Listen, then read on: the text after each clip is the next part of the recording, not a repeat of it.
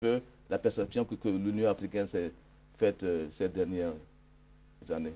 Alors, comment est-ce que vous financez vos activités? D'où vous vient l'argent? Bon, nous avons deux sources de financement. Le premier, c'est le financement par les États de l'Union africaine, les États membres de l'Union africaine.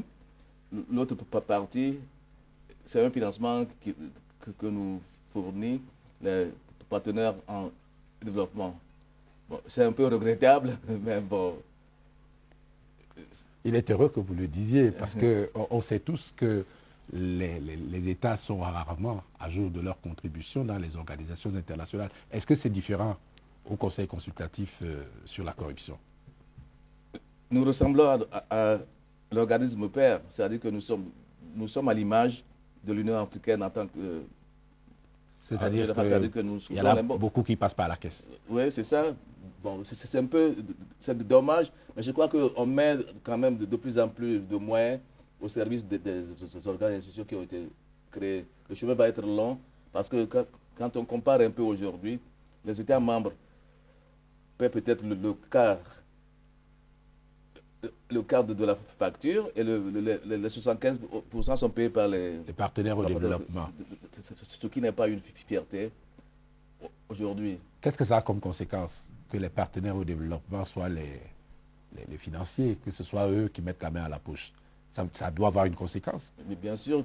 Ça lie vos activités. Bon, ils choisissent ce qu'ils veulent dans le panier d'activités qu'on leur présente. Ils trouvent certaines activités intéressantes, d'autres pas. Donc, justement, selon leurs priorités. Absolument. Ce qui est... Bon, nous essayons quand même de résister, mais bon, jusqu'à quand?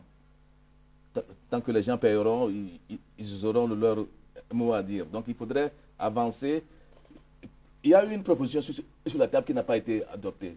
Le président Obasanjo a été mandaté de faire une proposition de ressources alternatives. Ces propositions n'ont pas été adoptées par le dernier sommet. Ces propositions ont été repoussées au prochain... Il a fait la proposition en mai dernier à Addis Abeba. Les chefs d'État ont repoussé ces propositions pour être revues par le ministre des Finances avant d'être proposées encore en janvier prochain. Ce qui est, je dirais, du temps perdu, parce qu'il faut que nous démontrions une certaine volonté d'indépendance, de prendre notre destin dans nos mains et de mettre la main aussi à la poche. On ne peut pas prendre la main sur son destin et éviter de mettre sa main à la poche. Donc j'espère qu'en janvier, on va avoir une autre source de financement de nos activités qui va être un peu plus africaine que le cas aujourd'hui. Alors, dernière question dans ce chapitre. On sait que la criminalité emprunte désormais des formes extrêmement sophistiquées. On parle même de cybercriminalité. Donc, on pourrait parler également de cybercorruption. Vous avez les moyens de vous mettre en travers de la route des cybercorrupteurs?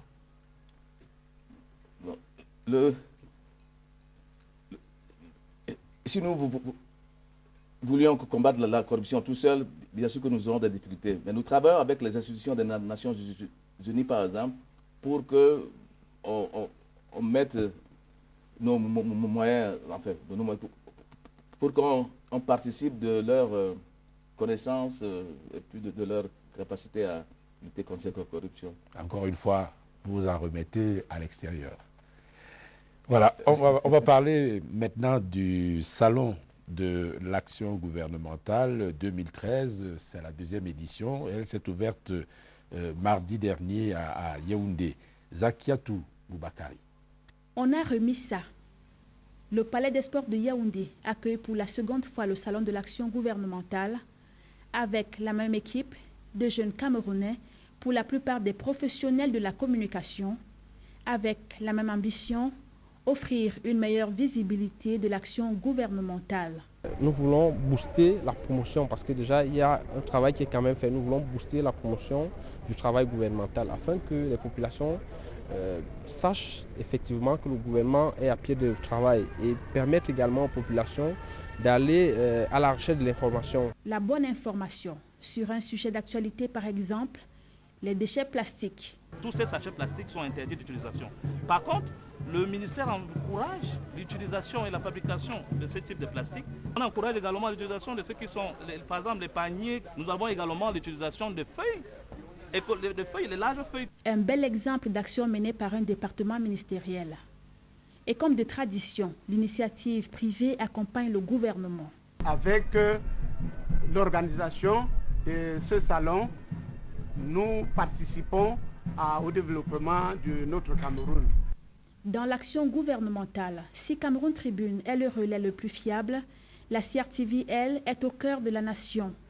Et en première ligne, il y a la jeunesse. J'ai invité les jeunes à faire preuve davantage d'initiative et de courage, de réunir les créateurs de richesses et d'emplois, qu'ils viennent ici dire ce dont nous sommes capables. 4 jours de plateforme d'échange entre les pouvoirs publics, les acteurs au développement et les populations. Monsieur Adolphe Lawson, monsieur le secrétaire exécutif du Conseil consultatif de l'Union africaine sur la corruption, comment combattre la corruption quand on sait qu'une partie des causes de la corruption, en Afrique notamment,